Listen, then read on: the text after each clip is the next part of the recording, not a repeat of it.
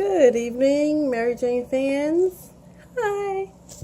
We're back with season 4 of Mary Jane. You guys know me from reviewing Insecure, which we are anticipating for season 2. Fabulous. But yeah, just finished watching the first episode. So many questions. First of all, I was expecting for it to immediately start off where it left off with Niecy and the whole, getting tased by the police. And it didn't start off that way. I mean, it just started off with showing Mary Jane, moving to a new town with Kara and having a new job.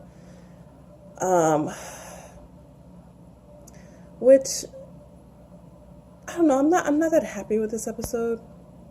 I'm not. It was a little confusing. It wasn't cohesive with how the season ended. And I think that's what happens when season 6 such a long break. I guess they assume the audience won't be too concerned with certain details from the other seasons. But what about your new people that are watching? And they of course they show a snippet of different clips from the last season in the beginning of the episode, which is good to help you catch up. But it also proves just certain things not falling in place. But yeah, so it starts off with her. Well, it starts off where she's walking to a room, kind of just a silhouette, and somebody's following her, and she tells them, to hold on, she'll be right back. She goes in the bathroom. Credits come on. A little earlier that day, monologue at the bottom, and they show her and Kara. Hope I'll be going in order. This was a really long episode. Anyway, or maybe because I'm tired. So, yeah, they showed them having drinks, and they're talking about the move and what they're anticipating, and then talking about having a good time, and she revealed to Kara that she signed up with a matchmaker. I'm like, damn, is it that serious that you need to get a matchmaker? Which, I mean, I'm in my mid-30s. I'm still single. I guess it's not a big difference as doing the online apps and the other steps when you're really, really looking for love. But Mary Jane, through her experiences and the things she goes through, it's never bad timing for women. Love comes when it's supposed to come, and it comes at a time in your life when it feels you are ready. Sometimes you force it ahead of time, and it be with the wrong person at the wrong situation, and it never ends well. And Mary Jane is forcing it so bad, and I feel like the things that's happened to her, with Omar Harding in the beginning, who was married, which she didn't know, then with her ex-boyfriend who married the white girl because he got her pregnant or whatever. And then the other guy she's talked to, and then she has her little flings every now and then, and trying to get pregnant. She needs to really now that she's at a better stance with her career. That's why she thinks she's ready. But at the same time, because you've been through all those things, even if you're at a good place at your job and you have now the more available time to meet someone, you need that time alone. You need to be single and really get in tune with yourself. And she's not in tune. She may know her preference of who she's looking for, but if you don't know yourself, how are you going to bring yourself to the table?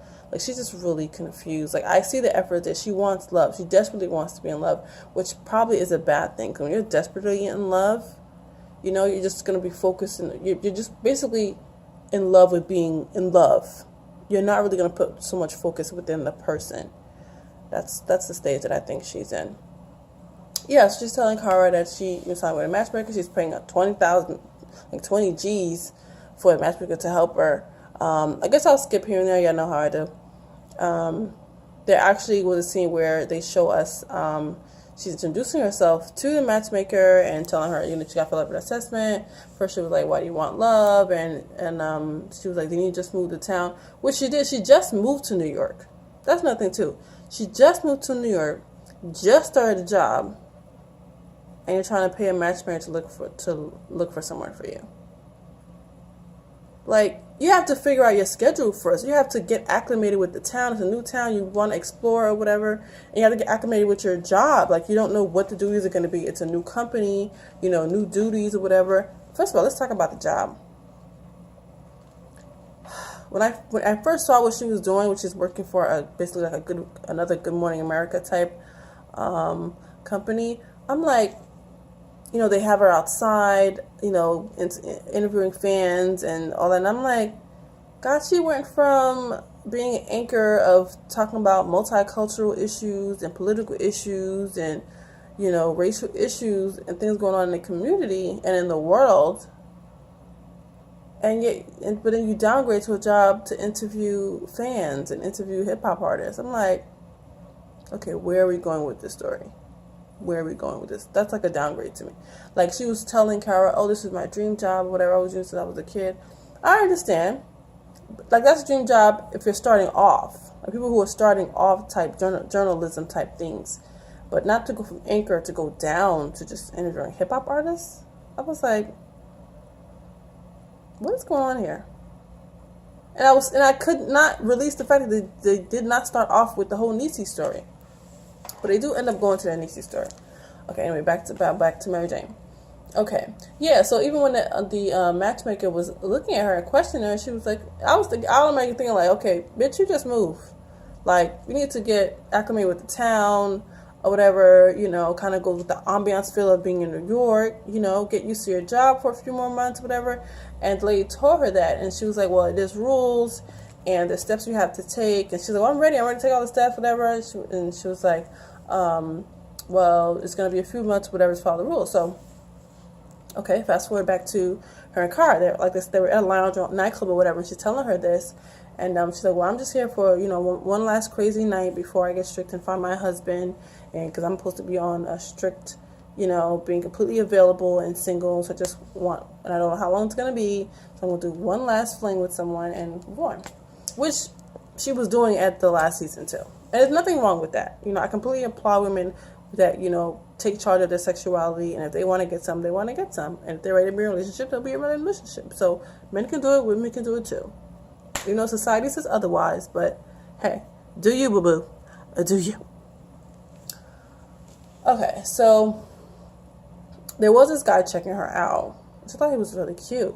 But then when he came up and approached her and said if she was Mary Jane or whatever, I'm like, oh, he knows her name. And she said the same thing, like, oh, and she's like, yeah. He was all kind of about your drink. And she's like, well, I'm kind of here with my girlfriend, whatever, kind of a girls night out or whatever. He's like, okay, cool, maybe next time. So Carol's like, what? He's cute. And he's cute. Why not talk to him? And she's like, yeah, he knew my name. So obviously, I don't want no scandal like last time. I don't want anybody to know who I am or whatever. I want it completely anonymous and discreet. Cool.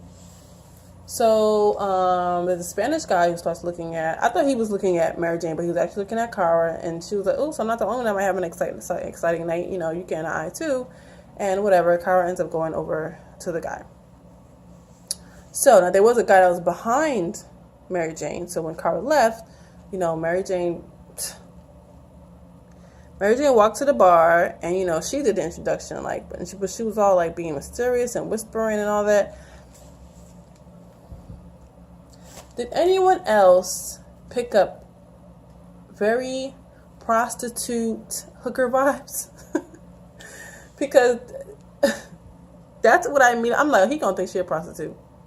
Just the way her approach was to him.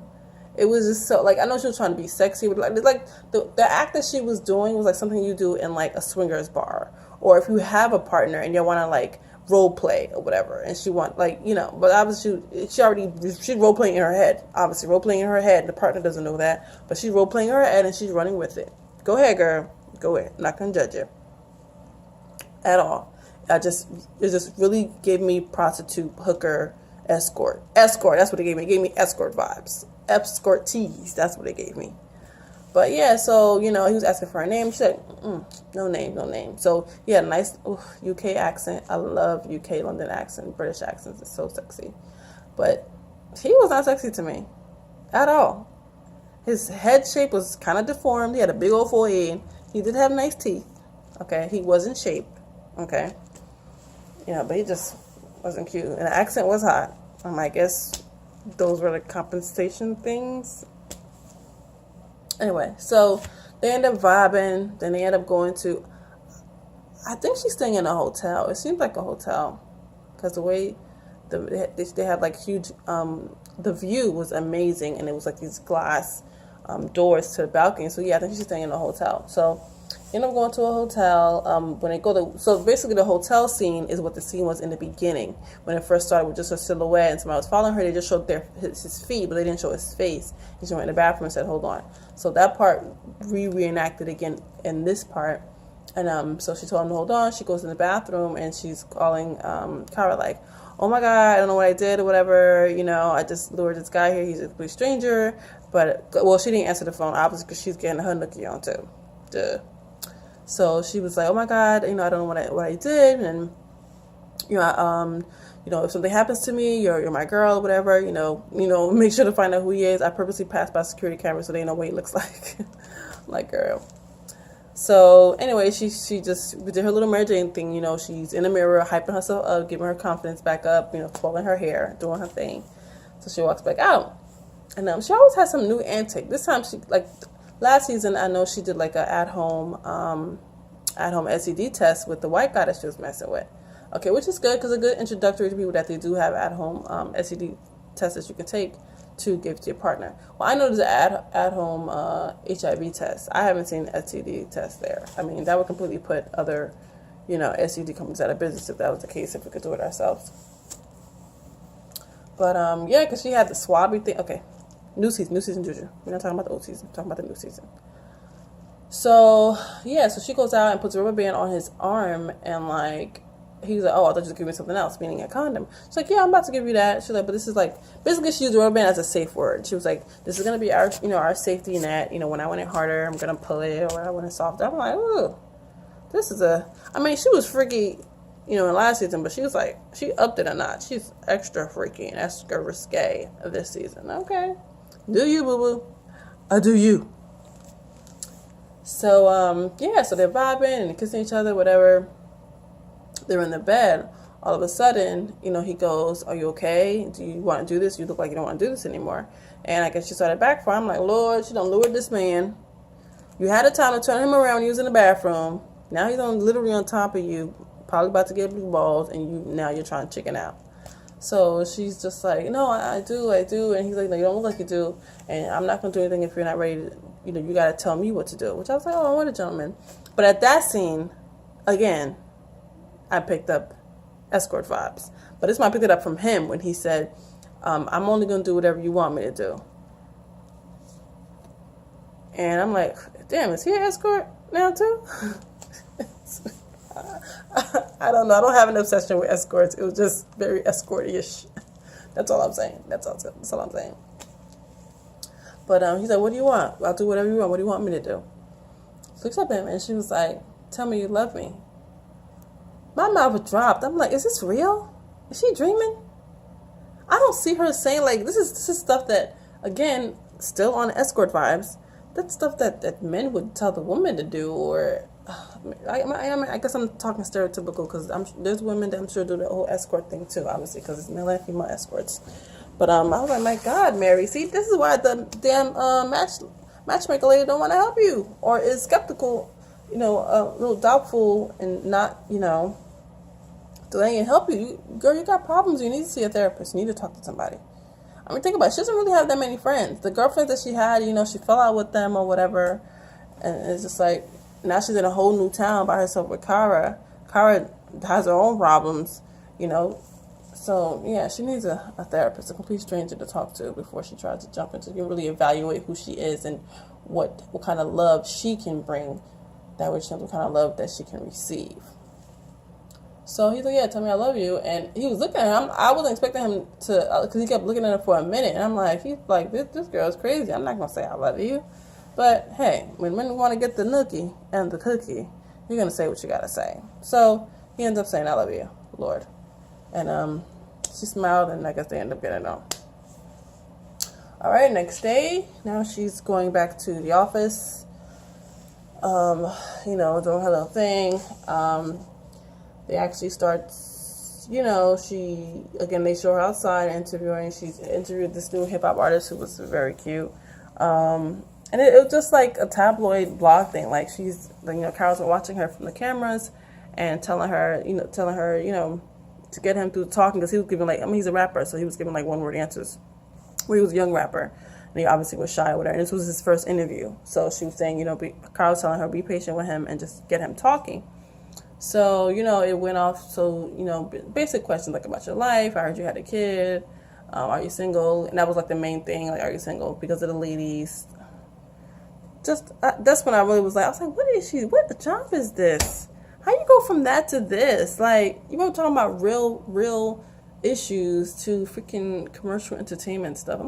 I was still like, where is this going? But finally, it started going somewhere. Because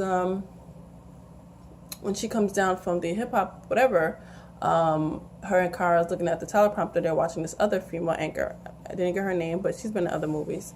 And she's interviewing, I guess, well, in the background it says Cory Booker, but I don't know if that was actually the real Cory Booker or he was playing Cory Booker.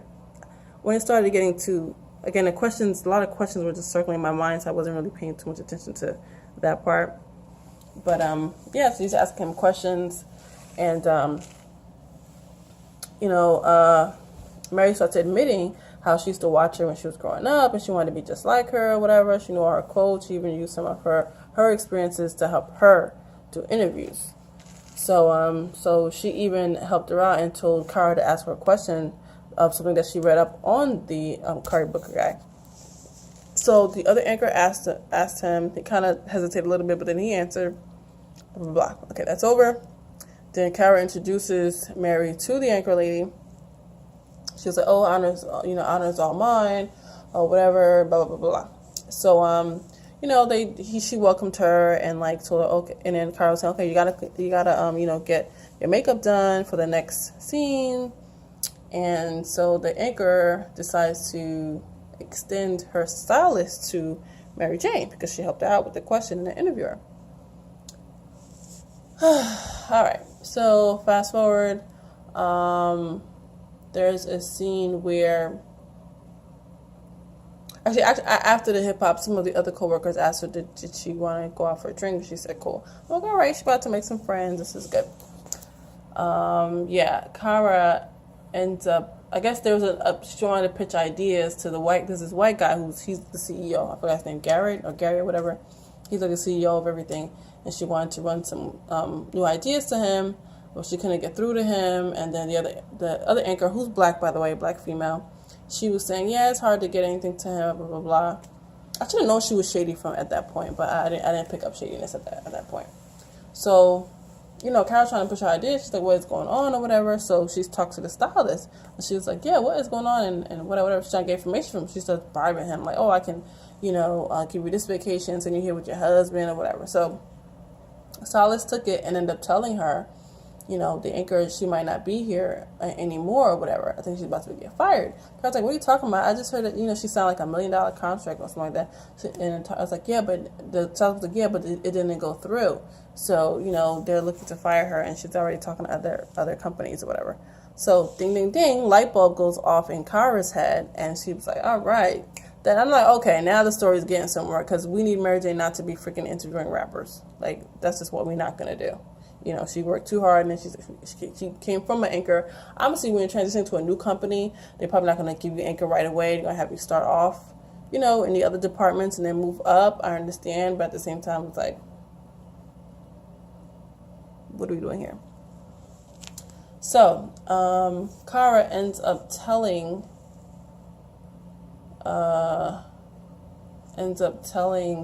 Mary Jane the position is open and that she's supposed to be leaving or whatever. So you might not have to wait till a couple of years, whatever, to become the anchor of this company. You could become like next month or in the next season. So now the excitement's going, adrenaline's pumping. They are ready to go and start planning their takeover.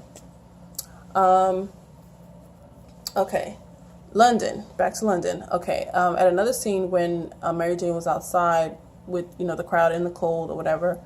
And saying, good morning, America. It was not good morning, America, like great day, America. Stupid name. Anyway. So London happened to be there. And she's like, well, she, had to act normal. She did have to put the mic to him and ask him a couple questions because Kara didn't know London is the guy that she was messing with at that time. But they had to make a point of, for the ladies, I guess, because their main viewers are ladies.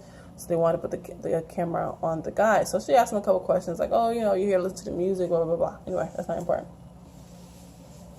So when that's over and the cameras are off, she was like, what are you doing? He was like, oh, it was just meant to be. I know we're supposed to be talking again, but, I turned on the TV, which I don't even watch TV. And I ended up turning on the TV, and there you were. So I immediately had to come and see you. Whatever. I'm like, yeah, I believe in signs, too. So I would actually feel that was very romantic. But again, Mary Jane, who doesn't know what she wants, is very wishy-washy. She's just like, oh, this was just a fling. I'm not about to see you again. I don't want your number. I don't want you. Like, are you sure? We can just start over. She's like, no, I don't want your number. I'm not interested. No. Because mind you, in her head, she's still on the whole matchmaker thing. Like, even if you have a matchmaker or whatever, you don't know if that's going to be the next day they're going to, find somebody for you, the next week, next month, next year. Till then, keep your options open. I mean, he knew you. I know it's a weird way to start, but that's the problem. Still keep your options open. So, let's see. So when she goes out with the other coworkers, they're in the car. One of the female coworkers was talking about the boss or whatever. I guess she slept with him when she first started or whatever. Because Mary Jane said, oh, well, he's gay or whatever. She's like, no, he's not gay or whatever. He might be quirky or whatever she said. Yeah, but he's definitely not gay. And she told the scene. She's like, yeah, you are a great interview. I already told you my life. Yeah. Without even asking too many questions. So, let's see. There was another point. Actually, no. Yeah, I'm going to order. Yeah, so while she's out with the girlfriends, her phone rings, and it's the matchmaker.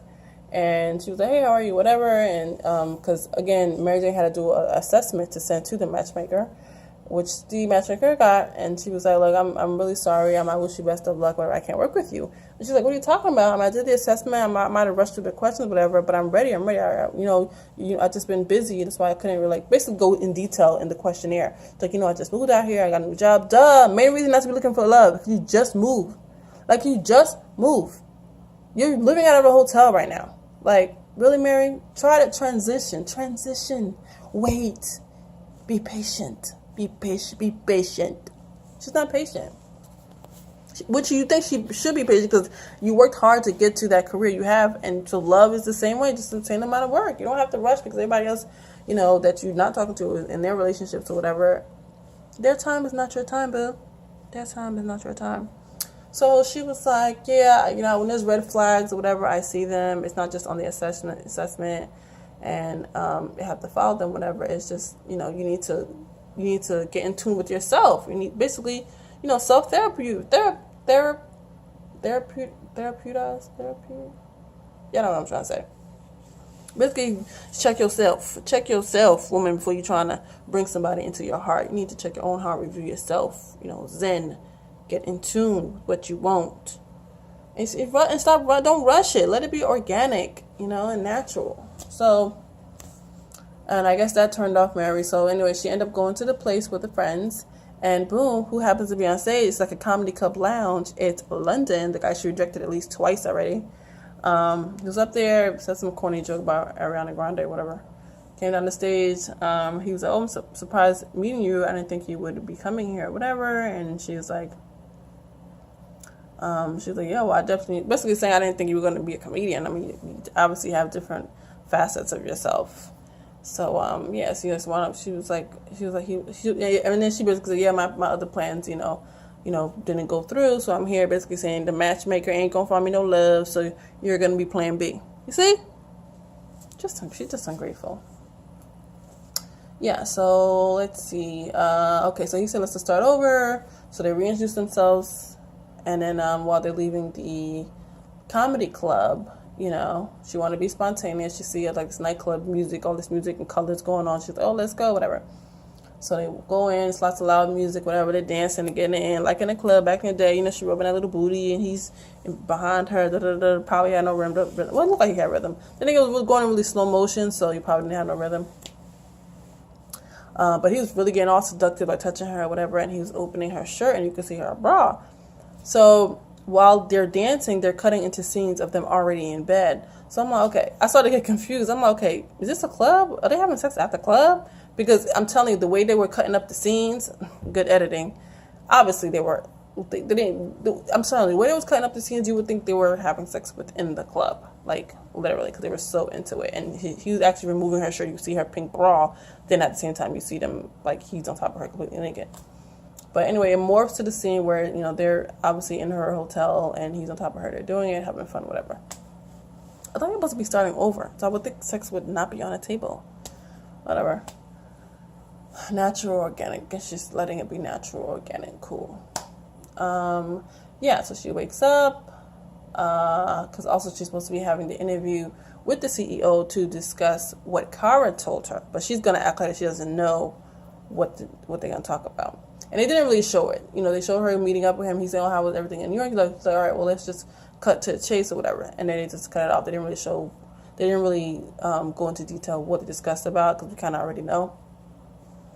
So she's excited, and she's, she ended up telling Kara, yeah, I think I got the job. I'm probably going to be there on Monday, blah, blah, blah, blah.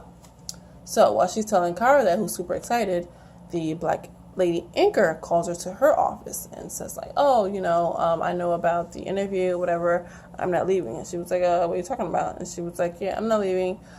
He made that up. That's what he does. He wants to be between two black women in the office. She was like, why would he want to do that? We both work. She's like, yeah, because of, I guess, sweeps week or something she was saying.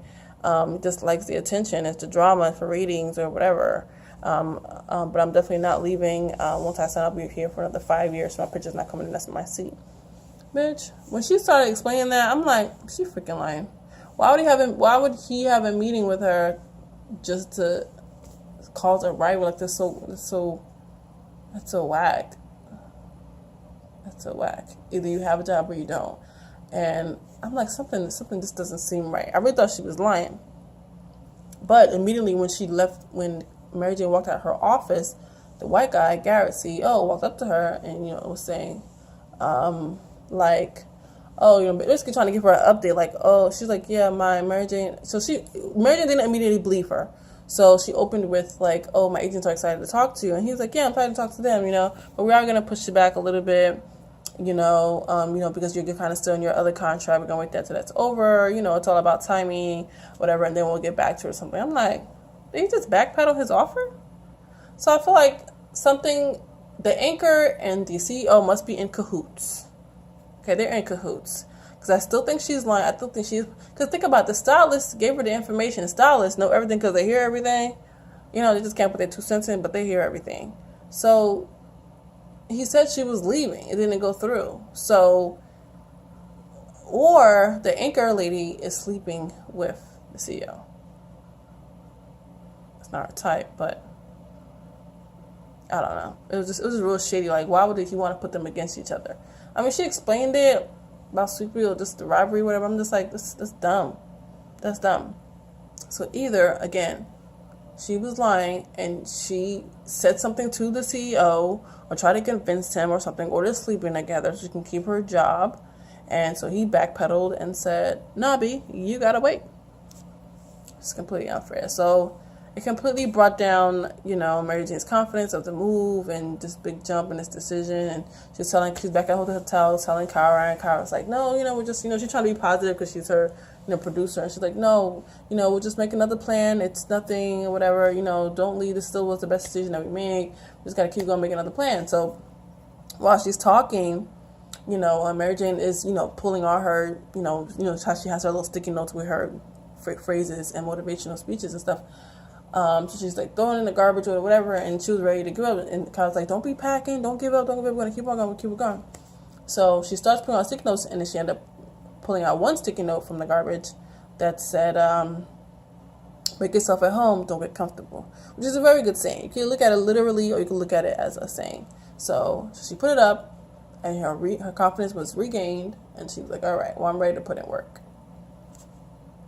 Oh, almost forgot about Niecy. They actually did end up bringing up the whole Niecy scene. Her dad has been writing the speech. I guess Mary Jane usually was writing her speeches for the whole time the thing was happening to her, whatever. So the dad was writing the speech because they were going to go back to court. Niecy, remember, basically they didn't show any scenes of anything. Everybody's just talking about what happened last. They're just talking about it. So you just basically left you to imagine what exactly happened. So I'm assuming they went to court. Niecy won because she's getting a lawsuit because one of the kids' father, her kid's father. I'm gonna need Niecy to. Boo! It's season 2. Season 1 was over a year ago, right? Was it a year ago? And I know characters, female characters, when they, have a baby, they make them keep their weight. No discrimination. Keep their weight to keep thing up. But it's like, okay, we're at season 2. You got the 2 kids. I can't say no, I'm not on TV. But, if Miss Precious, Miss Becky is starting to lose her weight, you can too. I mean, she's very pretty, great skin. It seemed like she was even bigger in this episode than last season. Maybe her character is supposed to be big, but then again, she used to be on this kid show on Nickelodeon or Nick or whatever, and she was, quite chubby there, but she's much bigger now in this show. And I think, girl, you need to get healthy. Or maybe she is healthy, who knows. But I was just like, because she's the big old boobs and then her hips. I'm like, girl, you need to. And her attitude was just horrible in the episode. Because her dad's like, I'm done with the letter. Do you want me to read it? And she's like, no, I don't want to talk about this no more. I don't want to relive this whole situation with the police. My son's having nightmares and he's traumatized. He's having dreams every night. When I got to deal with that, I don't want to talk about this. She's been avoiding it throughout the episode. But then finally at the end, he's like, no, you need to sit. No, the dad was like, you need to sit down and listen to this. So dad's reading the letter, basically talking about himself. He's not been a good model son, a good model dad. He had drugs use in the past. He's brought his family grief. But since this happened, it's brought everyone together, and they realize it's better to fight together than to fight individually. So, but she already won a lawsuit. I guess it's like a closing argument thing. I don't really know why would he be writing a speech if she's already getting the money. It was a statement. I guess a statement maybe like after they actually leave the court and like the reporters and stuff is probably that statement that they're talking about, like an official final statement. Yeah. So.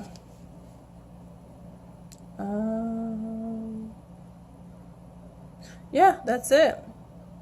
Like I said, this is Mary Jane, season 4, episode 1, on BET on Tuesdays, every Tuesday. And we're off. Leave your comments at the bottom. You don't have to subscribe. You can just copy and you don't have to subscribe, but you definitely comment or just view. And I'm just here to talk about my opinions and anything else you want to add or anything I missed, which I'm very detailed, so I probably didn't miss anything. You can put that down. And I'll see you guys next time. This is Drewnomics signing out. You can also follow me on Instagram or Twitter, Team Juju 365. Peace. Good night.